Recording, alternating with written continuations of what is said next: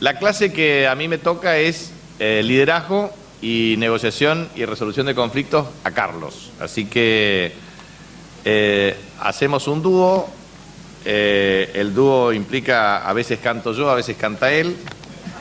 Guitarra, bombisto. Es un conjunto que va a dar que hablar. Eso seguro. Eso sí, exactamente. Entonces, quería ver, ¿se ven perfectamente las filminas ahí? Bien.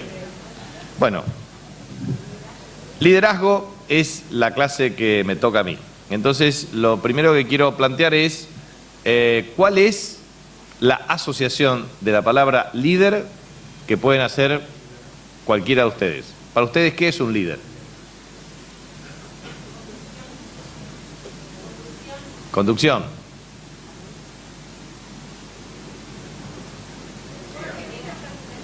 No, eso es una... Alguien que persuade. Alguien que conduce, alguien que persuade. Alguien que convence. Alguien que organiza. Alguien que tiene vocación de servicio. Alguien que motiva. Alguien que da ejemplo. Alguien que agrupa o guía.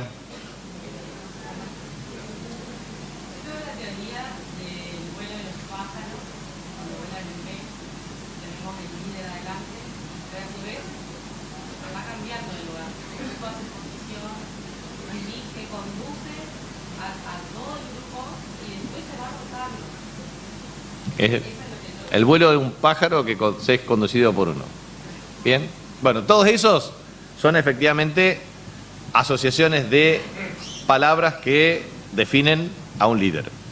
En general, la formulación moderna de la palabra líder es la capacidad de persuadir o dirigir a los hombres que deriva de las cualidades personales independientemente del oficio.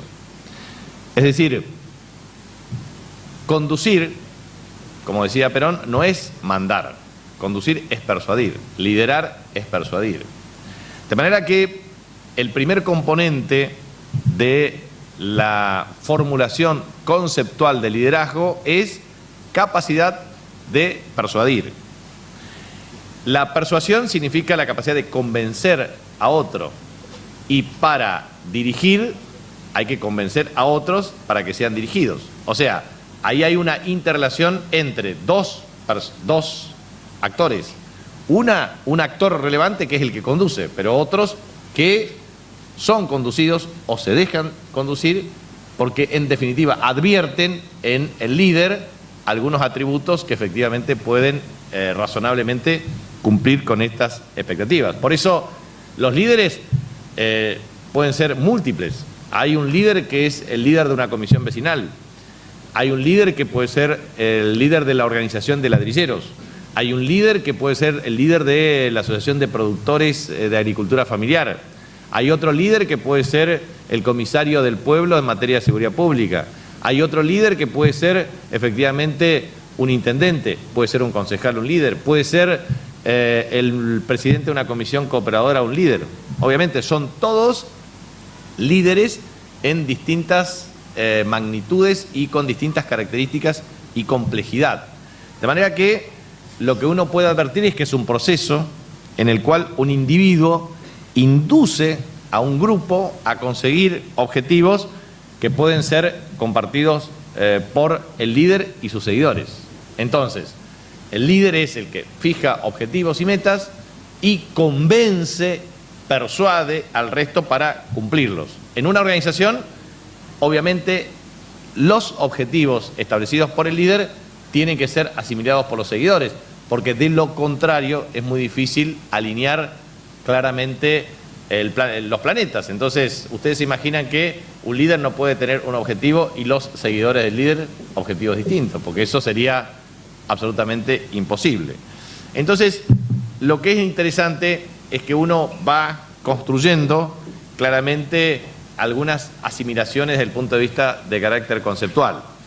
Primero, El liderazgo es un papel que se desempeña en un contexto específico de interacción y refleja en sí mismo la situación de este contexto.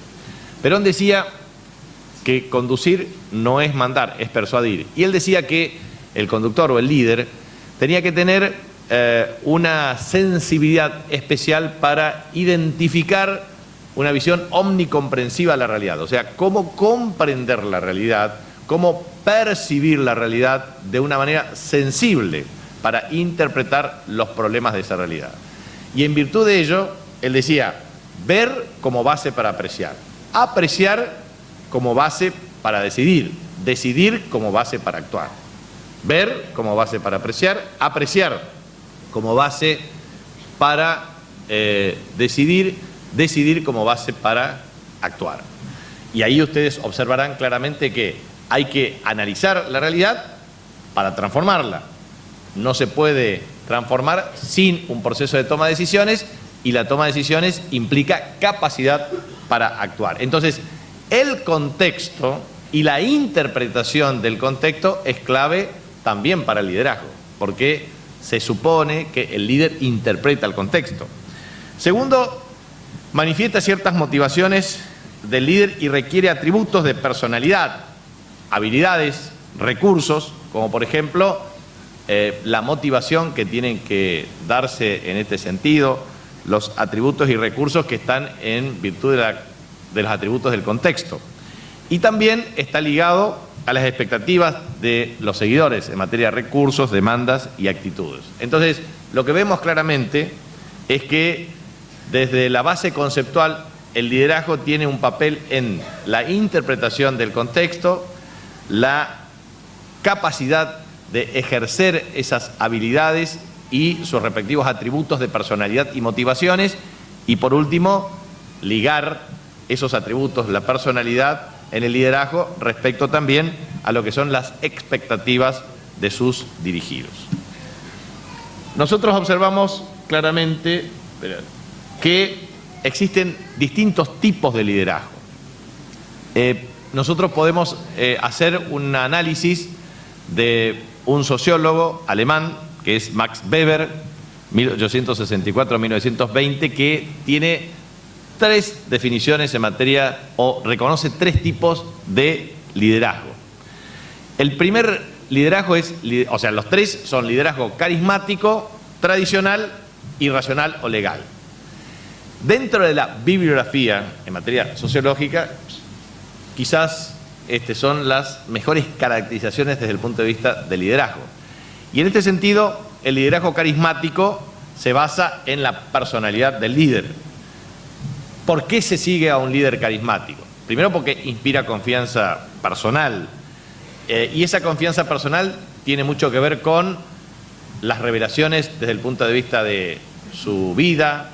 O sea, los profetas de la antigüedad que la Sagrada Escritura presentan, obviamente eran líderes. Y también respecto a la heroicidad de generales y o soldados, a la ejemplaridad de conductas. Entonces, generales que fueron, por ejemplo, Epaminondas en Tebas, era ejemplar en materia de conducta militar, o también San Francisco de Asís, ejemplaridad en conducta religiosa. Es decir, hay líderes que por su característica en materia de atributos de personalidad, de ejemplaridad, constituyen claramente la imposición desde el punto de vista de su carisma como una expresión de creencias y de confianza.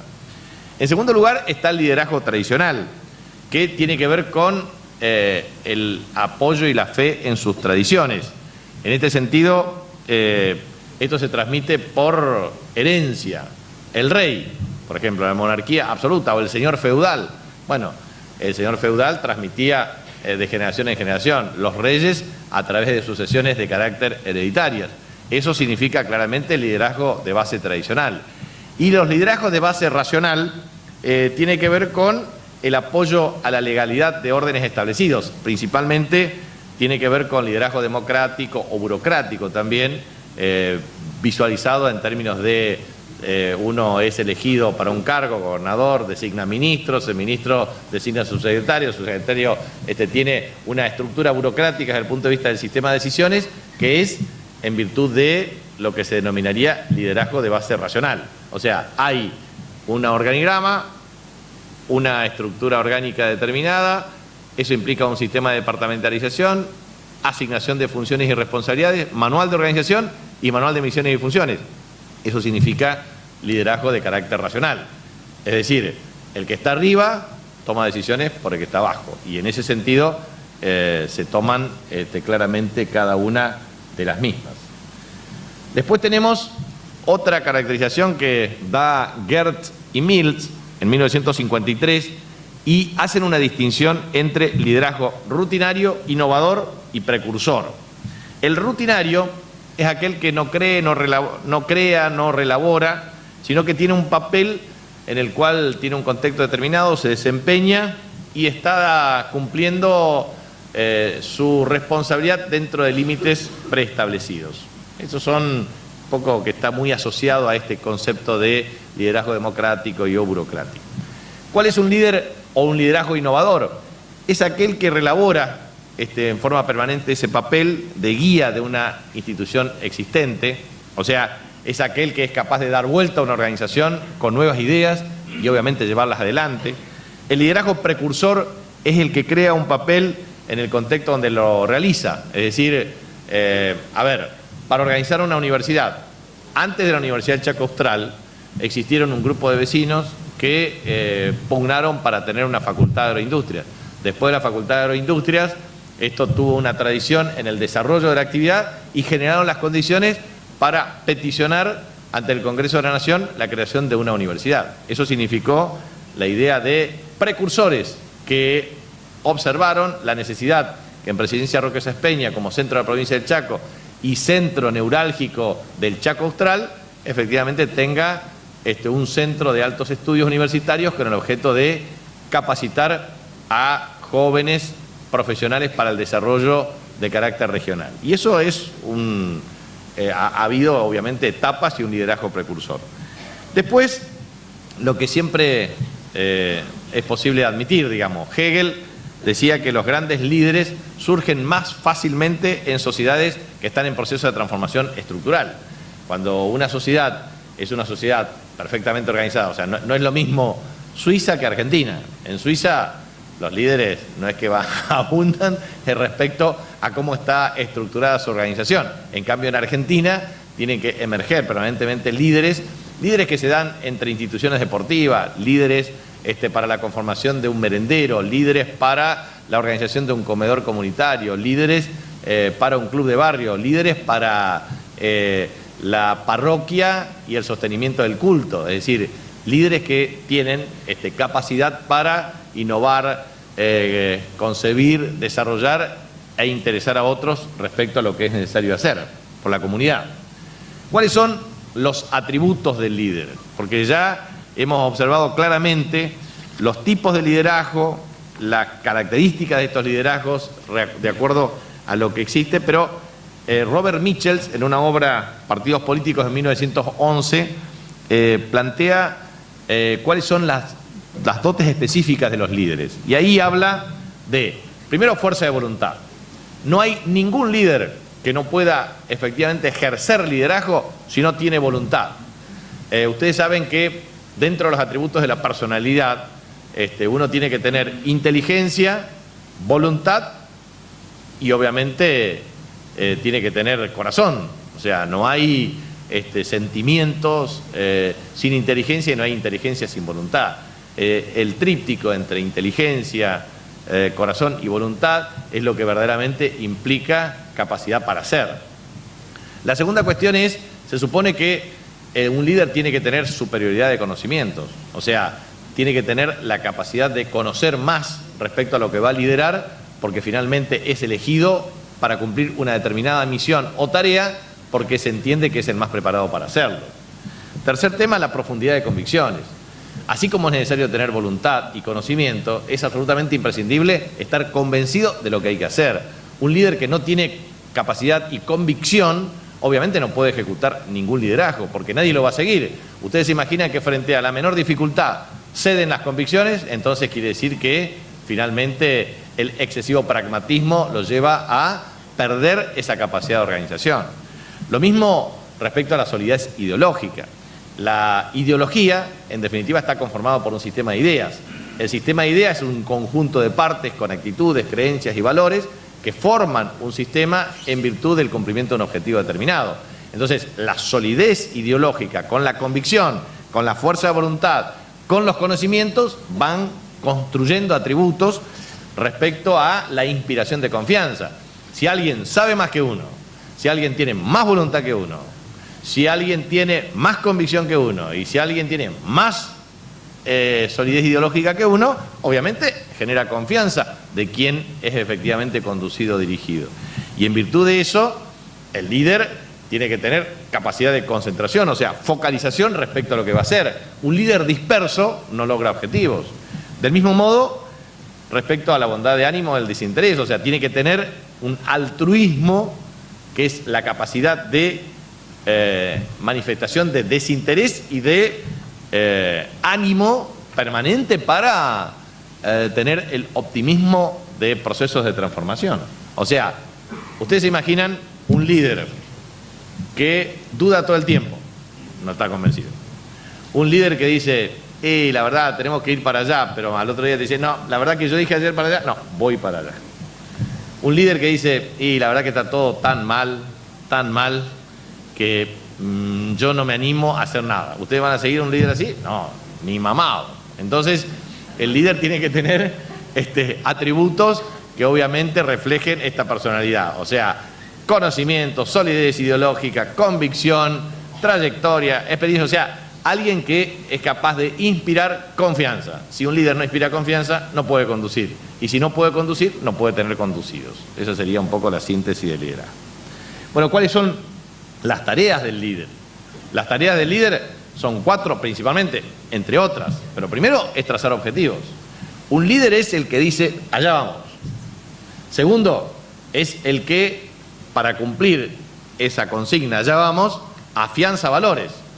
Eso significa tener valores que tienen que ver con dedicación, responsabilidad, convicción, sentido común. O sea, muchos valores que lealtad, fidelidad, dedicación, esfuerzo, perseverancia, prudencia, son valores absolutamente esenciales en el ejercicio del liderazgo.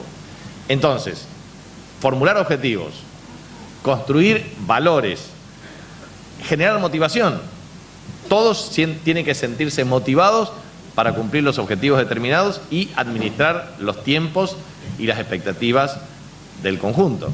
Por eso, en general, toda organización, en tanto y en cuanto se fija objetivos y tiene un líder, se supone que construye valores.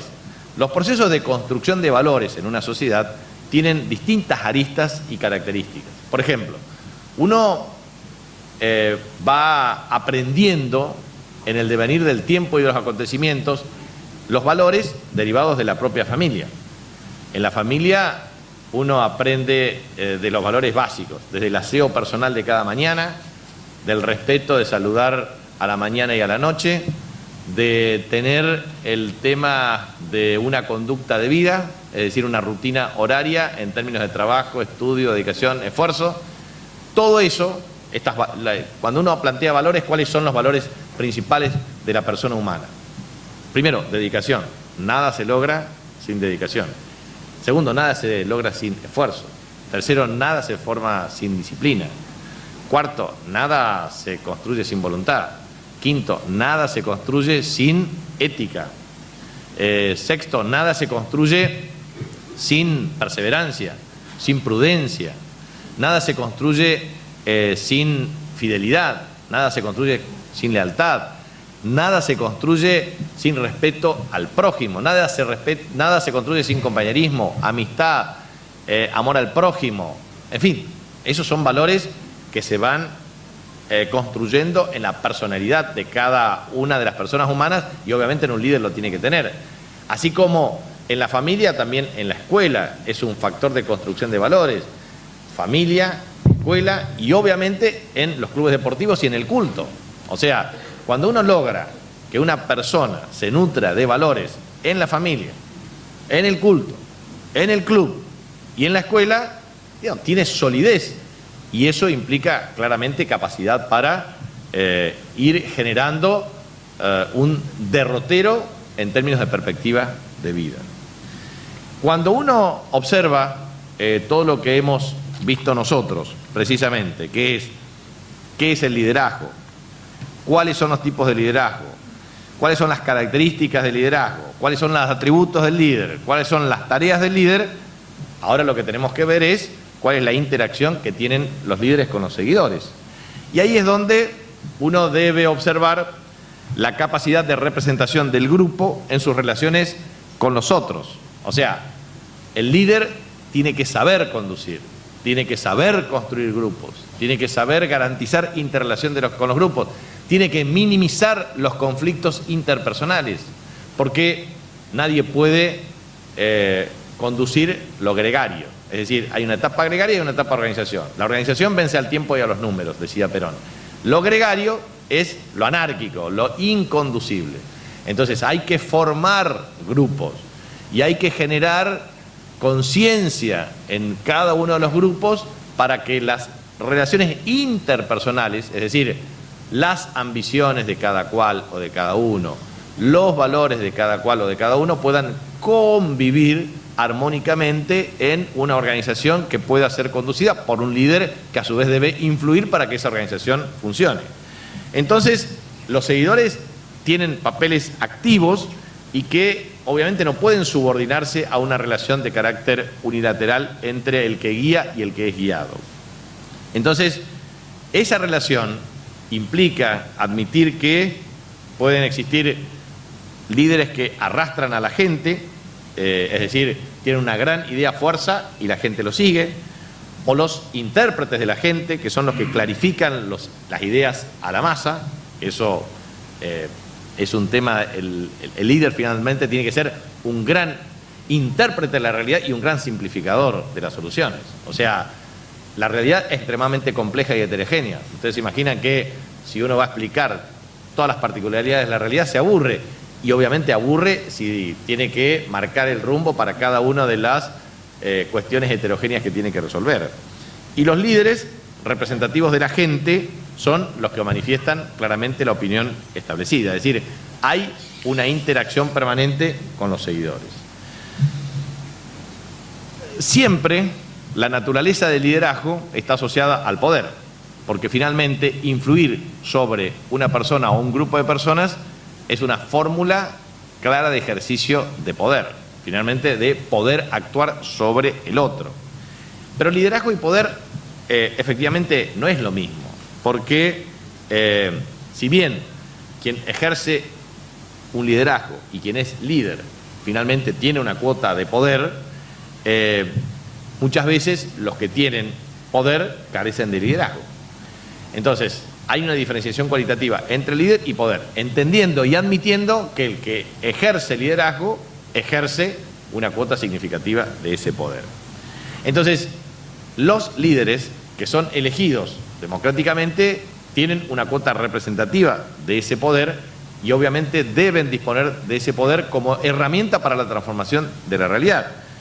Ahora bien, el poder puede ser institucional en liderazgos democráticos, pero existen otros factores o fuentes de poder que inexorablemente es necesario considerar. Primero, riqueza. El poder económico es un poder que efectivamente tiene capacidad de influencia notoria. No es lo mismo ser rico que ser pobre, y el rico que más plata tiene efectivamente ejerce un nivel de preeminencia o de incidencia claramente en la comunidad, sea por consumo, sea por inversión, sea por capacidad de generación de empleo, sea por su modus operandi en la sociedad en la que se desempeña. Pero la riqueza claramente es un factor de poder. A ver, cuando yo hago una referencia entre países, ¿cuáles para ustedes son los 3 países más poderosos del mundo? Estados Unidos, China y Rusia. Muy bien. Todos rápidamente contestan eso. ¿Por qué?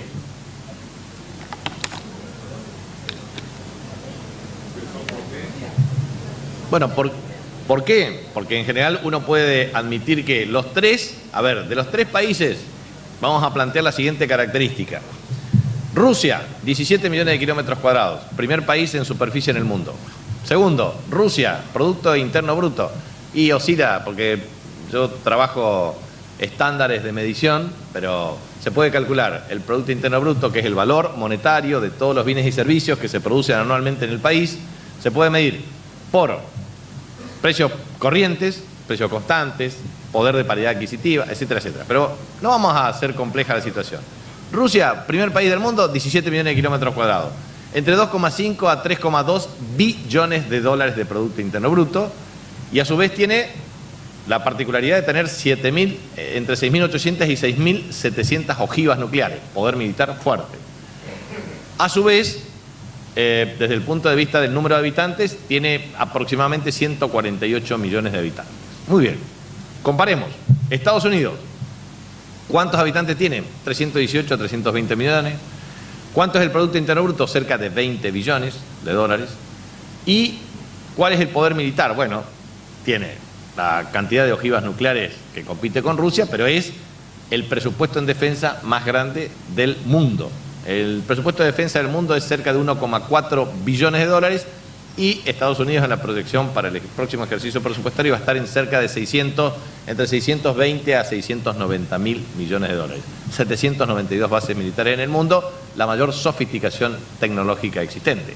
China, bueno, China tiene 9,6 millones de kilómetros cuadrados de superficie, tiene cerca de 1.380 millones de habitantes, es efectivamente con Rusia, digamos, está en segunda potencia militar porque tiene la cantidad de soldados, de bienes, etcétera, y a su vez tiene una característica, así como el número de personas, la superficie, el Producto Interno Bruto de China, bueno, ahí tienen unos 11,7 billones de dólares, 14, pero en general es el segundo país del mundo en términos de Producto Interno Bruto. Entonces, ahí ustedes vieron cuáles son los atributos o los factores de poder. Estamos caracterizando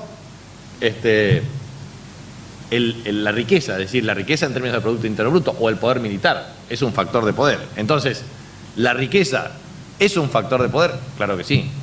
Segundo, el conocimiento y la información. Eso, claramente. Hoy estamos ante el advenimiento de lo que significa la cuarta revolución industrial, que es la inteligencia artificial, la robótica e Internet de las cosas. ¿Qué significa eso? Significa claramente que hay un proceso de funcionamiento claramente de Big Data, y la Big Data implica un proceso de conocimiento del sistema de información que Harari dice el problema central de la conciencia y del conocimiento, como una gran discusión o un debate hacia el futuro.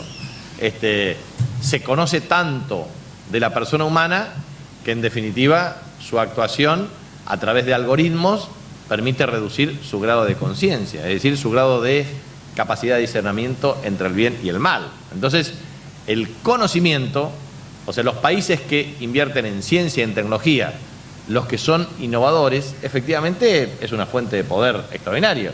A ver, ¿quiénes son los dos líderes en la cuarta revolución industrial? Estados Unidos y China. Y obviamente eso implica claramente que el conocimiento y la información es un factor esencial de poder. Tercero, el atractivo personal. O sea, hoy también estamos observando a nivel mundial lo que se denominan autocracias representativas. Es el caso de Vladimir Putin, 25 años de posicionamiento estratégico en Rusia.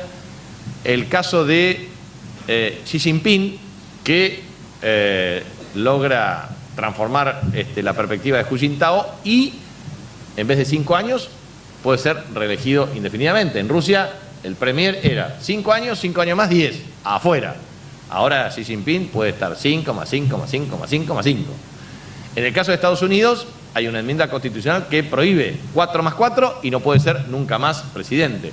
Pero en definitiva, lo que observamos es que hay líderes que ejercen cierto atractivo personal de conducción, democrático o no, pero básicamente generan liderazgo en sus respectivos países.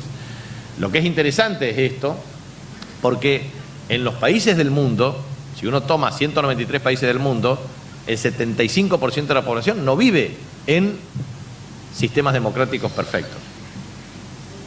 En general son sistemas democráticos, la mayoría, imperfectos.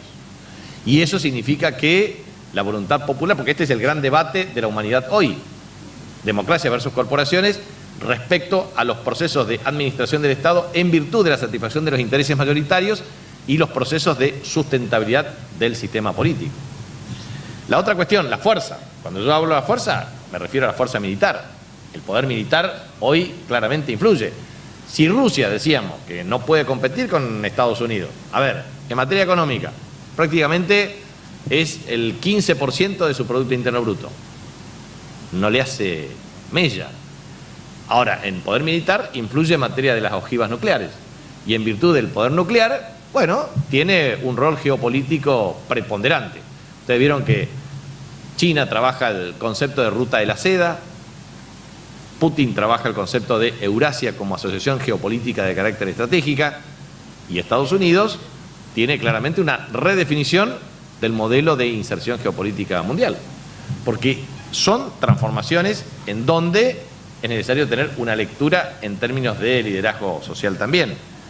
La costumbre, las creencias son claves, porque si uno no está convencido de comportamientos de carácter social, bueno, es muy difícil pretender imponer ideas que van en contra de la cultura, de las costumbres, de las creencias de las personas. Lo mismo que los símbolos o la opinión pública.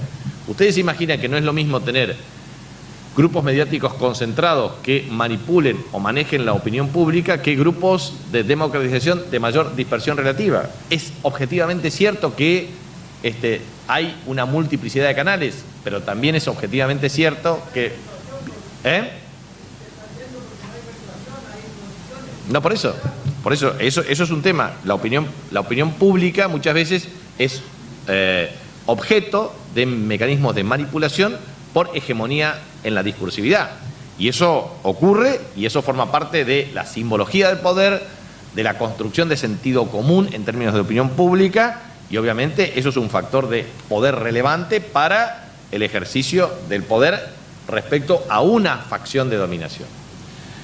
El otro tema que me parece importante es cuáles son los modelos de liderazgo. Entonces, nos parece clave allí analizar cuál es el modelo diamante del liderazgo. Es aquel en donde uno puede combinar la visión, la realidad, la ética y el coraje. La visión, como decía inicialmente, tiene que ser una perspectiva amplia, grande, o sea, estar permanentemente observando. Primero, el conocimiento de la cultura del pueblo o de la comunidad que se conduce. Yo, en este sentido, siempre repito lo mismo que he repetido siempre. Uno, cuando va a ejercer un liderazgo, tiene que tener una visión. Y la visión implica conocimiento del territorio. El territorio significa conocimiento de la tierra, del terruño, de las costumbres, de su gastronomía, de sus tendencias, de sus creencias, de sus actitudes, de sus valores. O sea, un líder no puede desconocer las características de la sociedad que pretende conducir o de la asociación que pretende conducir. O sea, uno tiene que conocer claramente el territorio. Debe conocer el territorio y debe conocer a los actores que habitan en el territorio, las personas de carne y hueso, Juan, María, Pedro, la historia, la tradición, las características. O sea, hay que conocer el territorio y hay que conocer a las personas. Y cuando uno conoce el territorio y las personas, conoce sus problemas. Y cuando conoce el territorio, las personas y sus problemas, obviamente debe liderar la búsqueda de soluciones. Porque la verdad es que esta es la diferencia cualitativa entre un político y un periodista. El periodista puede contar los problemas, pero el político tiene la responsabilidad de buscar soluciones. Y esa es efectivamente la base cualitativa del liderazgo. Entonces, la visión tiene que ver con esta fina sensibilidad de interpretar los problemas y obviamente asociar los problemas del territorio con los actores, con sus problemas y con las capacidades efectivas de soluciones. Porque, a ver, ustedes saben que, por ejemplo, para la instalación de una central nuclear, ¿Qué se necesita? Bueno, se necesitan 3 cuestiones. Primero, agua abundante. Segundo, población no hostil. Tercero, acceso a un sistema interconectado de generación energética. Chaco, por ejemplo. Chaco tiene río Paraná, 17.000 metros cúbicos por segundo. Agua abundante. Quinto país caudal, quinto río más caudaloso del mundo. Bien. ¿Tiene sistema interconectado? Sí, tenemos electroducto Neanoa, tenemos todas las condiciones, y después Rincón de los Sauces y Puerto Bastiani. Muy bien. Tercero, tenemos población no hostil, y la verdad que nunca hicimos ni siquiera una consulta popular para poner una central atómica, pero la verdad que podríamos poner una central nuclear. Una central nuclear tiene las características de una inversión que puede ser 6.000, 9.000 millones de dólares, depende de los megavatios, y la energía nuclear tiene la característica de tener costo variable infinitesimal, o sea, la gran inversión es lo que hay que invertir para la generación de inversión de energía nuclear. Una vez que combinás agua, ya Argentina puede tener agua liviana o agua pesada, con uranio natural o enriquecido, efectivamente puede generar energía nuclear y con un nivel de intervención permanente, digamos, de mantenimiento, puede tener energía barata por los siglos de los siglos. En ese contexto, la participación relativa de la matriz energética argentina de 52% al 60% es gas, convencional y no convencional. La energía nuclear de 1,5% con el tema de Atucha 2, etcétera, y ahora con el tema de la recalibración de embalse, puede estar en 3,8 al 5%. La energía hidroeléctrica, 31%. Es decir, la matriz energética argentina puede seguir desarrollándose con energía solar, eólica, solar específicamente, con lo cual lo que quiero transmitir es que uno puede tener una visión. Ahora, hay que conocer si esa visión es compatible con las aspiraciones de carácter social. Ejemplo, ¿podemos poner una central de energía nuclear? Sí, eso sería una visión, tenemos todos los elementos. Ahora, si tenemos una población hostil que no la quiere, en definitiva, una visión que no se corresponde con la acción. La segunda cuestión, la realidad es responder rápidamente ante los hechos, porque esto es un tema objetivo. Uno tiene que administrar la realidad. La única verdad es la realidad, decía Perón, y eso es objetivamente cierto. Uno puede tener ideas respecto a cómo interpretar un determinado problema, pero si uno no es capaz de sintetizar la heterogeneidad de los componentes de un problema, difícilmente pueda transformar esa realidad. Lo mismo que la ética, que está al servicio de las demás. Digamos, Foucault, yo hablaba ayer en la Facultad de Humanidades, Foucault en biopolítica dice, primero, que la verdad es una construcción social. Segundo, que la ética, conocimiento a ti mismo, es claramente una valoración de la conducta humana. Y tercero, que la política es la relación con los demás. Entonces, la ética, que a su vez tiene que ver con ethos, morris, costumbre, tiene que ver con también el conocimiento de ti mismo y obviamente las características personales. Y el coraje, la audacia, la acción, implica claramente que el ejercicio del poder es toma de iniciativa, interpretación adelantada de los acontecimientos. Un líder es un visionario, o sea, se anticipa a los problemas. Cuando el líder no se anticipa a los problemas, lo padece. Entonces uno tiene que tener capacidad para anticiparse a los problemas y, en virtud de eso, minimizar el impacto de los problemas futuros y obviamente transformar los problemas presentes en soluciones. Y eso no significa todo se arregla con plata. Esto se arregla con ideas, con tiempos. O sea, un conductor tiene que administrar las expectativas del conjunto, tiene que identificar las oportunidades para todos y tiene que, obviamente, manejar los tiempos.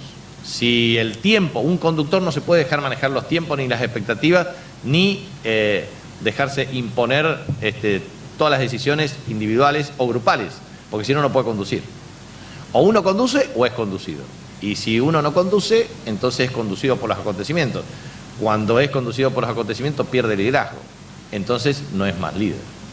Y eso es un tema objetivo de los liderazgos.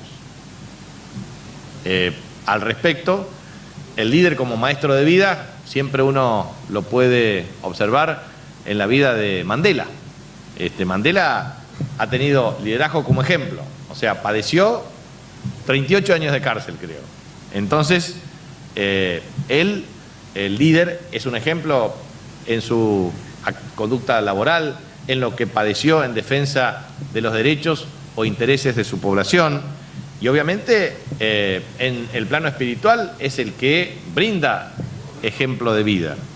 Es decir, esto se puede volver positivo o negativo, constructivo o destructivo, pero nunca resulta neutral. Entonces es muy importante la ejemplaridad desde el punto de vista del liderazgo. Ejemplaridad en términos múltiples, del mismo modo que el líder es también capaz de generar un entorno de debate y de discusión, porque el mérito más importante del liderazgo es construir pluralidad en el sistema de construcción de decisiones.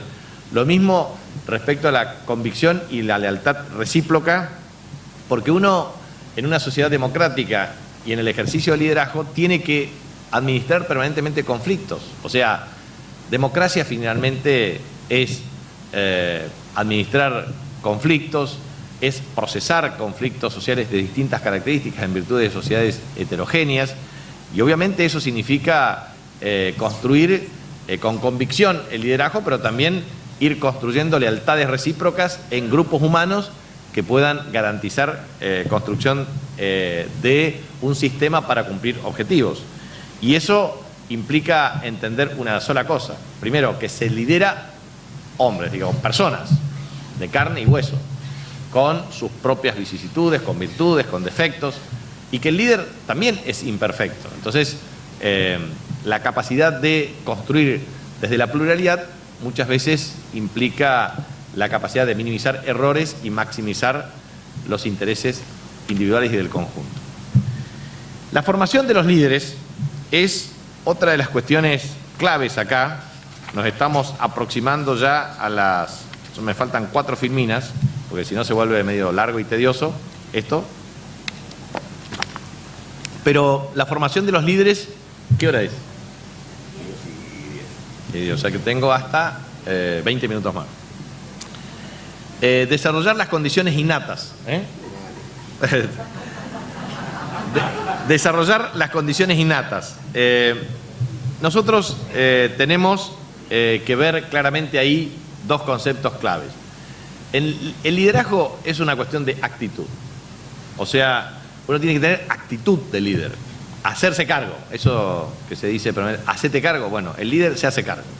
Ahora, no se hace cargo irresponsablemente. Para hacerse cargo responsablemente tiene que combinar dos palabras: actitud y aptitud. Entonces, hay condiciones innatas en el líder. Eso significa actitud. Pero también aptitud significa formación. Entonces, a las condiciones innatas del liderazgo hay que agregarle formación sistemática, porque eso es lo que permite ser mejor líder. Segundo, la personificación del liderazgo es sin individualismo, porque claramente el principio básico es unidad de conducción, pero la coherencia en la acción implica no tener divisiones ni interferencias. Cuando uno tiene una organización, hay distintos principios de la organización. O sea, primero, ¿qué es una organización? Entonces uno puede tener distintos conceptos, pero yo voy a tratar de simplificar drásticamente qué es una organización.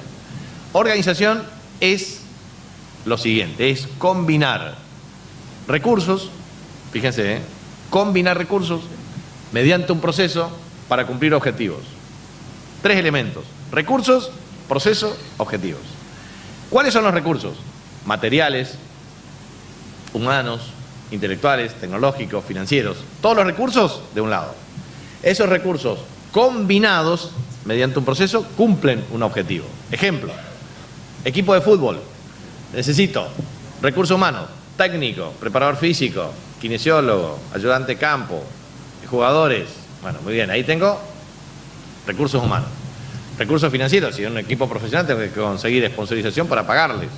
Y a su vez necesito los recursos materiales: pelota, redes, conos, etc. Entonces, todo eso, recursos materiales, tecnológicos, o sea, software para evaluar al rival, etcétera, medir potencialidad de equipo, etcétera. Entonces, recursos materiales: pelota, redes, conos, canchas. Recursos tecnológicos, software. Recursos humanos, técnicos, jugadores, etcétera. Recursos financieros son aquellos que me permiten solventar el equipo. ¿Qué tiene que hacer todo eso? Bueno, tengo eso, lo necesito entrenarlo todos los días con un sistema táctico y estratégico. ¿Para qué? Para que me ganen los partidos. Porque en definitiva, si preparo los equipos para que me pierda los partidos, algo anda mal. Es lo mismo que los candidatos. No creo que ningún candidato quiera ser candidato para perder una elección. Y no creo que ninguna organización pretenda abrir la puerta.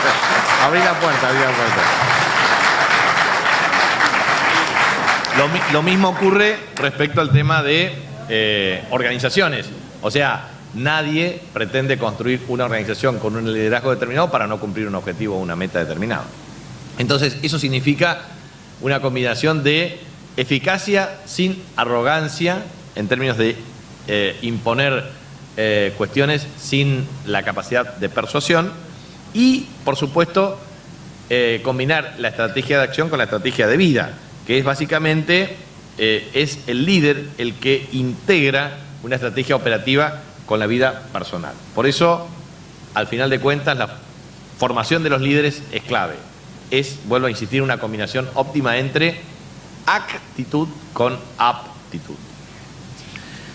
El liderazgo organizado implica virtudes del liderazgo y su código de símbolos. Es decir, el arte de conducir. Perón decía que la conducción es un arte y tiene dos partes: la parte inerte del arte, que es la técnica y la teoría, pero también la parte creativa, que es el artista. Entonces, eso implica signos, significados, actitudes, gestos que dan prioridad a jerarquías y conductas. Un líder en un orden democrático no puede ser mesiánico. No se puede tener una tendencia clara al triunfalismo exacerbado, y la lealtad que se construye no es sumisión, sino lealtad en virtud de actitudes, tendencias, creencias, valores. Porque muchas veces el líder puede enfocarse en un enfoque, en una actitud diferente. O sea, si el líder es incoherente, o mejor dicho, no es coherente, entonces, ¿por qué los seguidores van a mantener la misma lealtad respecto a si hubo un cambio desde el punto de vista de su tendencia? Yo creo que es interesante ver eso también. Yo ayer lo contaba en la película de Mandela, digamos, la vida de Mandela, que es Invictus, cuando en general sus adherentes lo que le decían era que, bueno, que había que cambiarle el nombre de los Springboks. Estaba en pleno mundial de Sudáfrica y él justamente habla con el capitán, porque en general los Springboks era claramente la simbología del apartheid.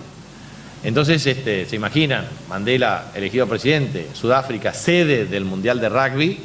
Lo que hace Mandela es entender que su oportunidad era unir al pueblo sudafricano a partir de una contienda deportiva. Es decir, que blancos y negros puedan festejar el triunfo de Sudáfrica como país a partir de su equipo de rugby. Y entonces él dice: si ustedes me eligieron a mí como líder, permítame que los lidere. Entonces, lo que ustedes hicieron está mal. Nosotros tenemos que reconsiderar la medida. Y gana por pocos votos en la asamblea, pero gana. Y obviamente toma una decisión. Lo mismo que cuando, en pleno ejercicio de su liderazgo, antes de ser presidente, tiene que participar en una asamblea popular y todos reivindican la lucha armada.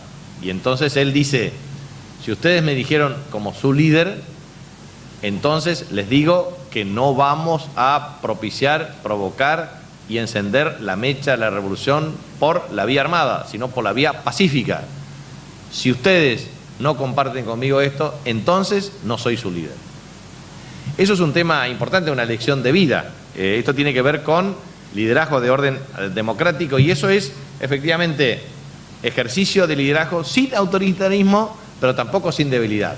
Es decir, con la convicción más profunda e íntima del objetivo, también persuade a sus adherentes respecto al camino o rumbo a seguir. Porque muchas veces no todos los miembros de una organización o no todos los seguidores están de acuerdo con la visión que tiene el líder.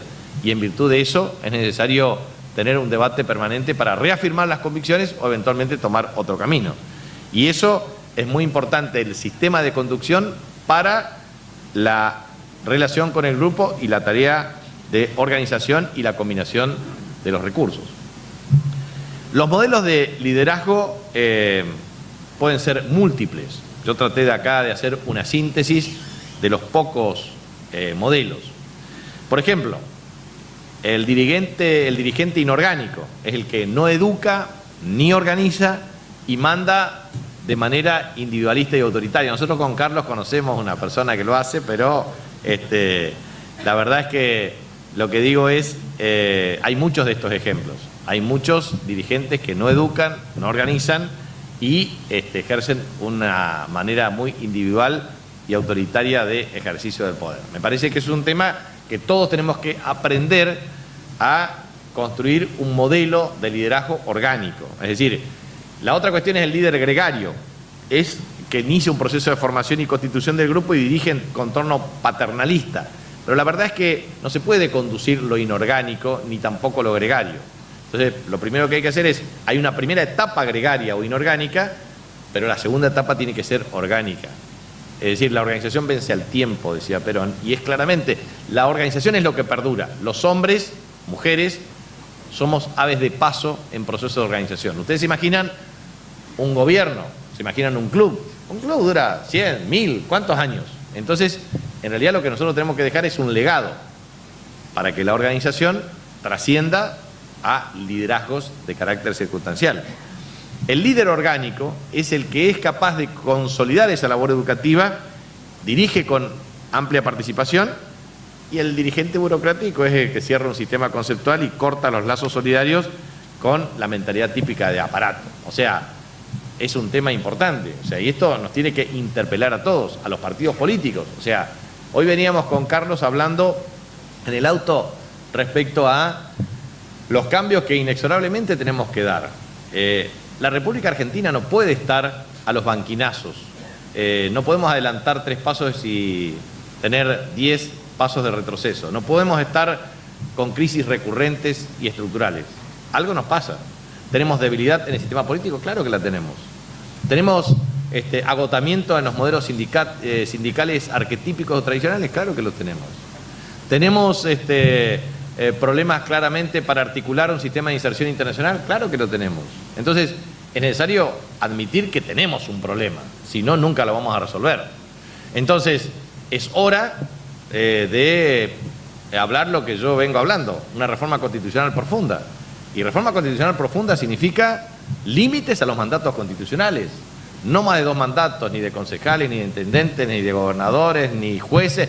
Jueces elegidos también por la voluntad popular, comisarios elegidos por la voluntad popular, líderes sindicales no más de 2 mandatos, líderes empresariales tampoco, líderes de asociaciones civiles tampoco, líderes de fundaciones tampoco. Si queremos cambiar, tenemos que cambiar en serio. Y si no, no vamos a cambiar nunca. Porque ese es el problema clave. Y también tenemos que ir a la democratización económica, porque si las corporaciones económicas manejan la agenda, entonces también manejan la agenda de los otros liderazgos consecuentes. Bueno, esos son escenarios de cambios. ¿Queremos cambiar? Tenemos que cambiar en todo. ¿No queremos cambiar? Entonces no vamos a cambiar nunca. Me parece que eso es un tema clave en el diseño desde el punto de vista de modelos de liderazgo. Y otra cosa que me parece importante es entender que liderar es dar vida a la organización e impulso a la estrategia por obra de la energía personal que emanan obviamente de quien tiene el talento para hacerlo y esa fuerza espiritual. Es decir, cada líder tiene que tener un buen comienzo de cada acción y la conducción debe saber anticiparse a los acontecimientos y la práctica vital se apoya en principios, en valores y expresa ideas y planes que se moviliza con fuerte energía en el orden democrático. Entonces, esto, que es metodología de liderazgo, es parte de lo que vimos sistemáticamente en esta clase, que es liderazgo, los tipos de liderazgo, las características de los liderazgos, los atributos del líder, las tareas del líder, la interacción del líder con los seguidores, el liderazgo y el ejercicio del poder, los modelos de liderazgo en términos de visión, realidad, ética y coraje, el liderazgo y la conducción política, el proceso de formación de los líderes, el liderazgo organizado y los modelos de liderazgo con la metodología de liderazgo.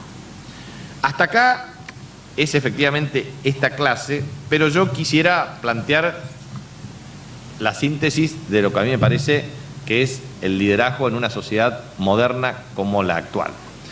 Como ustedes saben, las sociedades humanas han tenido un comportamiento diferente a través de la historia. Los conceptos han variado de una manera sustantiva. Por ejemplo, la persona humana, desde sus comienzos, y voy a hablar del del Neanderthal, Homo sapiens, millones y millones de años, independientemente de las creencias religiosas, desde el Génesis de la Biblia hasta los procesos de desarrollo de la vida humana, lo cierto es que la primera fase fue propiedad colectiva. O sea, la gente, ¿qué hacía la persona humana? Vivía de la caza y la pesca, a través de una apropiación de lo que era la propiedad colectiva, que era todo. Era este tema de la dominación como el Génesis. Dominarás los peces de los ríos, las aves del cielo, etc. O sea, se alimentaba de lo que efectivamente podía consumir en distintos lugares. Eso eran vidas de carácter nómade, o sea, se trasladaban en función de la capacidad para elaborar determinado tipo de instrumentos y herramientas para la apropiación de los alimentos que garantizaban su subsistencia. Después pasó lo que se denominó el Neolítico como primera revolución industrial. Ya se planteó un proceso de transformación de la agricultura para la ganadería con el objeto de apropiarse de determinados bienes para el consumo humano. Entonces, eso implicó asentamientos poblacionales. Y esos asentamientos poblacionales implicaron la transformación de lo que significó los nómades a sedentarios. Bueno, eso empezó a significar una tensión en el concepto de propiedad. Antes, la propiedad colectiva, no había propiedad individual. No, la propiedad era colectiva. Todos ocupábamos todo. Ahora, después vienen los procesos de propiedad de apropiación individual. O sea, el paso de nómade a sedentario implica paso de la tensión de la propiedad. Y la propiedad implica propiedad individual. Pero no todos estaban de acuerdo con la propiedad individual, porque las comunidades originarias plantean las propiedades de carácter comunitario. Entonces, propiedad colectiva, propiedad individual y propiedad comunitaria. Hoy, los pueblos originarios reivindican la propiedad comunitaria, pero no existe el concepto de propiedad colectiva o colectivismo que impulsó oportunamente el comunismo en la Unión Soviética y en otros países, sino que hoy hay una predominancia de la propiedad privada. Pero la propiedad privada también estuvo sujeto a un proceso de apropiación de los factores de producción. Y esos factores de la producción estuvieron fuertemente asociados al capital y al trabajo. El trabajo fue un factor clave en la acumulación del capital. La esclavitud fue el primer proceso de explotación laboral inhumana. El proceso de industrialización, desde el Neolítico hasta la primera revolución industrial, la primera revolución industrial sería el Neolítico, la segunda y tercera sería lo que estamos viviendo, la tercera, que es tecnología de informática y comunicación, y vamos a la cuarta. Pero en ese intermedio del proceso, lo que tuvimos es un proceso de agudización del concepto de propiedad privada, de acumulación de capital en base a la explotación laboral. Primero la esclavitud y después la explotación laboral hasta que surgieron las leyes laborales. Y ahora, la tercera etapa de explotación laboral fue la externalización a mercados más flexibles, o sea, la descentralización en Bangladesh, en China, de mano de obra barata, generando apropiación del capital en los países centrales. Y ahora se viene China y Estados Unidos en los procesos de acumulación, última fase, que es la robótica, la inteligencia artificial y Internet de las cosas, diciendo, acumulamos acá y en realidad el problema de la superexplotación laboral no va a poder ocurrir porque esto es un producto nuevo en manera de acumulación. Muy bien, eso ha ocurrido en el mundo y ocurre todo el tiempo. Entonces se necesita claramente una visión distinta de interpretación del mundo, así como es necesario interpretar que la contradicción hoy es democracia versus corporaciones, polarización ideológica y comportamiento y conductas en donde la persona, los incluidos del sistema tienden a ser conservadores porque preservan sus privilegios y los excluidos no tienen representación, provocando una tensión muy fuerte. Entonces, lo que quiero transmitir con esto es, vivimos un mundo dinámico, cambiante, con sociedades heterogéneas, no homogéneas, o sea, así como le conté ese relato de la humanidad, le cuento el relato de la urbanización. O sea, en 1810, repito esto, el 10% de la población era urbana, el 90% era la población rural en la Revolución de Mayo. Hoy es la inversa, 90% de las sociedades son urbanas, viven en las ciudades. En el campo cada vez viven menos y cada vez van a vivir menos. Entonces, cuando existe concentración urbana, las sociedades se vuelven muy heterogéneas, dinámicas, cambiantes. Son sociedades que experimentan exigencias permanentes, intolerancia a la frustración. Entonces, todo se concentra en pocos lugares. Entonces, las sociedades urbanas de mayor concentración relativa y las polis más representativas de la humanidad son sociedades densas con sistemas de conflictos muy fuertes. Entonces, tenemos que administrar un sistema cada vez más complejo, con sociedades, vuelvo a insistir, heterogéneas, demandantes, exigentes, excluyentes, dinámicas y, obviamente, intolerantes a la frustración. Eso requiere una nueva conceptualización del liderazgo, se requiere una nueva concepción del líder. El líder tiene que tener nuevos atributos y tiene que tener una combinación de los mismos para aceptar los cambios de esta sociedad. No es lo mismo esta sociedad de masas en un líder hablando en una plaza que la sociedad de las redes sociales. No es lo mismo la comunicación. Ustedes se imaginan, la Argentina de Perón empezó su campaña por radio, siguió en 1951 por televisión y hoy estamos hablando de otra sociedad en redes con un nuevo sistema de interacción en tiempo real de los mecanismos de demandas democráticas. Entonces, lo que quiero transmitir con esto es que ese concepto de sociedades, no es, yo siempre trato de relacionar dos libros, que en realidad es la nueva visión tecnológica, que es Biopolítica de Foucault con Psicopolítica de Byung-Chul Han, que es precisamente un surcoreano de la Universidad de Múnich que plantea este tema de la sociedad del cansancio, psicopolítica, en el enjambre, muchos libros que van describiendo los problemas de Big Data y cómo va macerando el comportamiento de la sociedad. O sea, vamos a ser manejados por algoritmos. O sea, hoy todavía estas sociedades, nosotros muchas veces estamos discutiendo los problemas del siglo pasado, pero ustedes saben que hay elaboración permanente de carne sintética, porque la generación de millennials y centennials lo que no quieren es comer carne de animales muertos. Entonces hay transformaciones de carácter celular. Antes valía $380 el kilo hace un año, hoy $38 y la tendencia es a disminuir. Se presume que no se necesita territorio para la producción de agricultura orgánica, sin inoculadores, fertilizantes, herbicidas. Grandes edificios construidos con toda la tecnología, se pueden producir en todos los países del mundo agricultura orgánica. Entonces, la tierra ha dejado de tener preponderancia como factor de la producción. ¿Saben quién es el factor de la producción más preponderante? Antes era, ¿se acuerdan ustedes? Le enseñaron tierra, trabajo, capital, empresario, se decía. El empresario tiene la retribución, el beneficio, el capital, la tasa de interés, el trabajo, el salario, la tierra, la renta. Bueno, muy bien.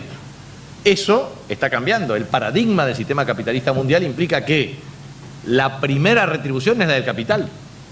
A nivel de proporción relativa del trabajo es cada vez menor en la incidencia de la distribución mundial. De hecho, el Producto Interno Bruto Mundial hoy puede ser de $80 billones, pero en realidad cuando o se observa toda la parafernalia de operaciones de especulación financiera, llega a 230 billones de dólares, de 230 billones dando vuelta en el mundo sin respaldo de ninguna naturaleza. O sea, la economía simbólica es sustancialmente superior a la economía real. Entonces, lo que quiero transmitir es, ese liderazgo es el que tienen que enfrentar ustedes. Entonces, las sociedades, si son heterogéneas, necesitan más representación de líderes. Si son demandantes, alguien tiene que organizar la demanda. Si son heterogéneas y demandantes y exigentes, hay que tener la capacidad no solamente para percibir sus demandas, sino apaciguar y morigerar las tensiones, porque si no es lucha todos contra todos y empezamos con el Leviatán, Hobbes, la guerra del hombre contra el hombre. Entonces, el líder, a mi modo de ver, moderno, tiene que constituir tres atributos fundamentales y combinarlos bien. La ética, en el sentido weberiano, de la convicción y de la responsabilidad, la estética como continente de esa ética y la poética. Entonces, ¿qué significa ética de la convicción y de la responsabilidad?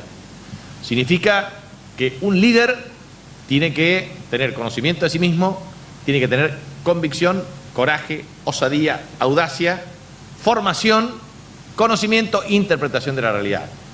Pero el líder tiene que tener esa ética de la convicción y de la responsabilidad, que significa dedicación, esfuerzo, capacidad de sobrellevar frustraciones y obviamente tener el espíritu optimista para liderar procesos, muchas veces complejos, que como los partidos de fútbol y los equipos, a veces se pierde, a veces se gana, pero lo importante es ser campeón en el final de la meta. Y a veces hay que empatar partidos y otras veces se puede perder, pero no hay que ser exitista cuando se gana ni tampoco frustrarse cuando se pierde. O sea, muchas veces cumplir una meta exige esa combinación de dosis de convicción y responsabilidad. Yo a veces soy bastante grosero en el análisis, pero digo, no quiero ser grosero con la descripción, pero si alguien consume estupefaciente, va mal de copas y no tiene una conducta ética que pueda transmitir a los demás y no transmite ejemplaridad. Y eso también puede minar su responsabilidad. Y si mina su responsabilidad no puede conducir. La dedicación, el esfuerzo, la responsabilidad, el líder tiene que ser ejemplar respecto a la conducta de los demás. Nadie puede tomar una conducta de carácter irresponsable. La convicción exige responsabilidad y la responsabilidad exige convicción. Eso es ética. Y eso también es estética, porque la estética es el continente de la ética. ¿Por qué digo que es el continente de la ética? Yo ayer miraba la actitud extraordinaria del Papa Francisco, que frente a la mediación por el conflicto de paz en Sudán del Sur, besa los pies de los líderes. A ver, yo me pongo en el rol del líder de Sudán del Sur. Viene el Papa, me invita, dice, yo quiero generar mediación en este conflicto para que haya paz. Y me besa los pies. Me quedo estupefacto, no me puedo recuperar y digo, si este hombre ha tenido esta actitud humana, ¿qué otra actitud puedo tener yo? O sea, este tema del Evangelio, los últimos serán los primeros y el que quiera ser el más grande tendrá que ser el más humilde. Y ese es un concepto que el líder lo tiene que asimilar y eso es parte de la estética como continente de la ética. La estética es gestualidad, es entenderse y entenderse a sí mismo desde lo gestual. Muchas veces un gesto incorrecto e indebido promueve efectivamente una actitud de rechazo y un buen gesto constituye una relación de confianza. Entonces, la ética es necesario combinarla con la estética y a su vez con la poética. Este sentido de que la poética no consiste en la transmisión de la palabra hablada como mera transmisora de conocimiento, sino de empatía, de enamoramiento del lenguaje. Nosotros tenemos que ser capaces de elaborar concatenadamente oraciones bimembres, sujeto, verbo, predicado, adjetivos y artículos. A veces muchos quieren expresarse con concatenación de oraciones unimembres a través de conjunciones y disyunciones. No, la lingüística es muy importante en los procesos de construcción. Hay que saber hablar, hay que saber decir, hay que saber encantar, hay que saber enamorar a través del lenguaje.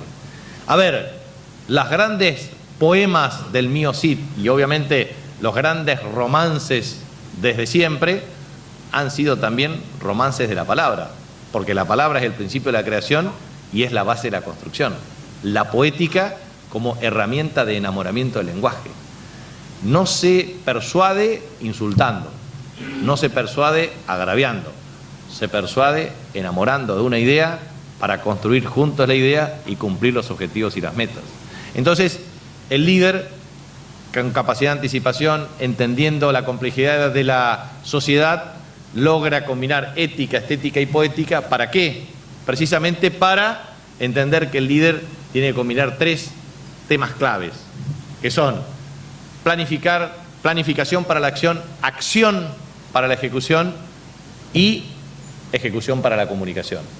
Un líder, aparte de interpretar la sociedad heterogénea, cambiante, dinámica, aparte de sus atributos personales, tiene que tener capacidad y entendimiento preciso de planificar. Tiene que saber planificar. Objetivos, metas, estrategias, intervención de tareas, actividades. Eso se llama planificar. Nadie puede hacer lo que no planifica. Y después, un líder no solamente se queda en la planificación, sino que tiene que planificar para hacer. O sea, tiene que actuar. Y una vez que planifica y hace, tiene que comunicar. Si no comunica, entonces nadie se entera de lo que hace. Entonces, ese líder también es un líder, en definitiva, incompleto. O sea, un líder moderno, finalmente, es un líder capaz de interpretar una sociedad heterogénea, cambiante, dinámica, exigente y muy poco tolerante a la frustración, que logra tener una ética de la convicción y de responsabilidad con una estética como continente de esa ética, y tiene en la poética la capacidad del encantamiento del lenguaje para enamorar a sus seguidores en términos de cumplir objetivos y metas. Y obviamente tiene que saber planificar para ejecutar la acción y comunicar la acción, con el objetivo de fortalecer sus atributos, su capacidad de liderazgo y la capacidad para transformar la realidad. Eso es humildemente liderazgo para la transformación. Muchas gracias y espero que hayan disfrutado.